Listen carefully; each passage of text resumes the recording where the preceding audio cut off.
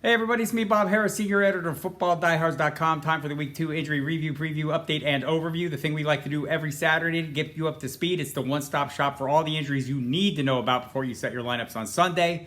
As always, recording this at about 1:30 p.m. Eastern Time, so anything that happens after this you'll find in the late-breaking news section. Better still, go to the staff rankings, look for your players of interest. You'll find any notes of interest next to them and links to the articles pertaining to any of the late-breaking news. Obviously, if players you want to start and you think are going to play well are down at the bottom of the list, look for their status. It'll be listed as out, questionable, doubtful, whatever.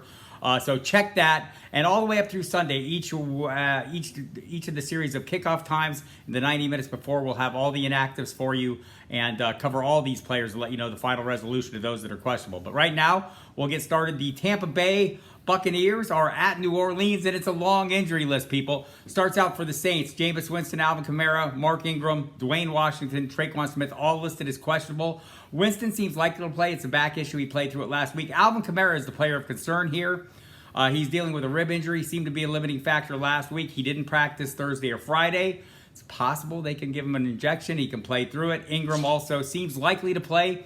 He might be a decent play. Watch Saturday afternoon and evening for the elevation of Latavius Murray, who was signed to the practice squad this week. That might be a tell as to Kamara's final resolution.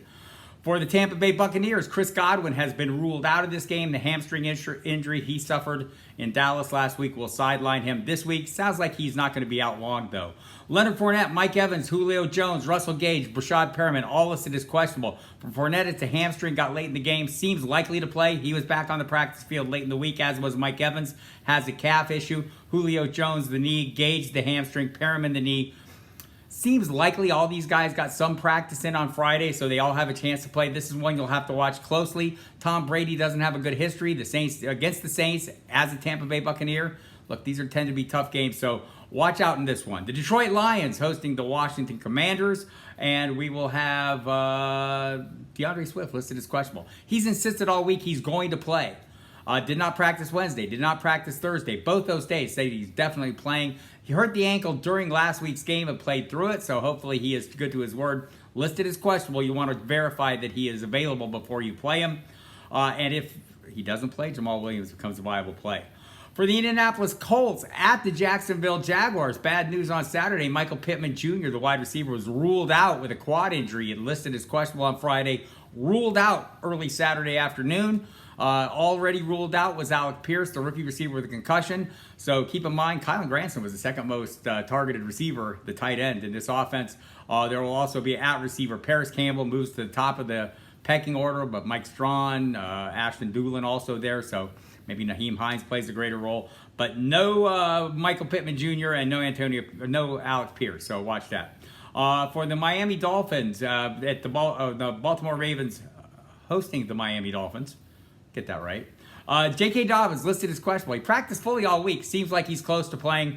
We'll find out in the 90 minutes leading up to kickoff.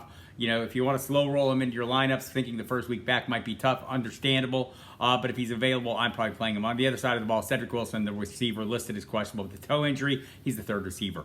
New York Giants, Kadarius Toney, listed as questionable with a hamstring injury. Suffered a setback during the middle of the week, so doesn't look good for him. The usage was horrible last week. Only got 7 snaps playing behind Wan'Dale Robinson even, who has been ruled out for this game. So there you go. Knee injury for Wan'Dale Robinson.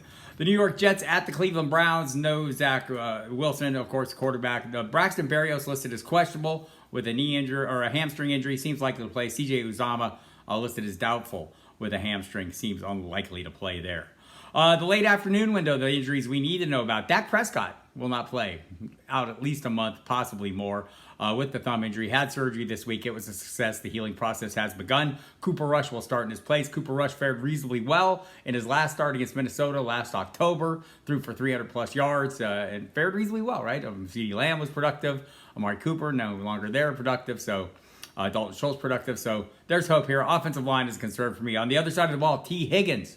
Listed as questionable with a concussion. Practice Friday, seems likely to play. Seems to be trending in a good direction, but you'll want to check that out and verify it before you roll him out there. And again, a late afternoon window. Rondale Moore ruled out for the Arizona Cardinals along with Andy Isabella. Neither will play. Greg Dortch moved up in the rotation behind A.J. Green and Marquise Brown. This seems like it's going to be a shootout. Super high totals on the Vegas line. So watch that one. On the other side of the ball, Brandon Bolden listed as doubtful with a hamstring. By the way, Zach Ertz came off the injury report on Friday. Had been dealing with a calf injury since August. Was questionable last week. Off the injury report this week. For the San Francisco 49ers hosting the Seattle Seahawks, Elijah Mitchell out. Will miss at least 2 months, they say. Has been placed on IR, so Jeffrey Wilson Jr. moves into the starting role.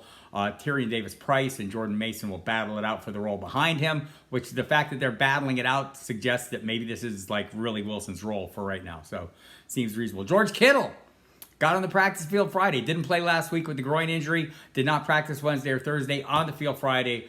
John Lynch, the GM, says they'll take him all the way up to game time to make their final decision. The Rams hosting the Atlanta Falcons. Damian Williams will not play. Hurt his rib in last week's game. He did return to that game very late. Didn't get any more carries. Cordero Patterson was the guy they leaned on. Maybe we'll see Tyler Algier on the active list this week. He was a healthy scratch last week.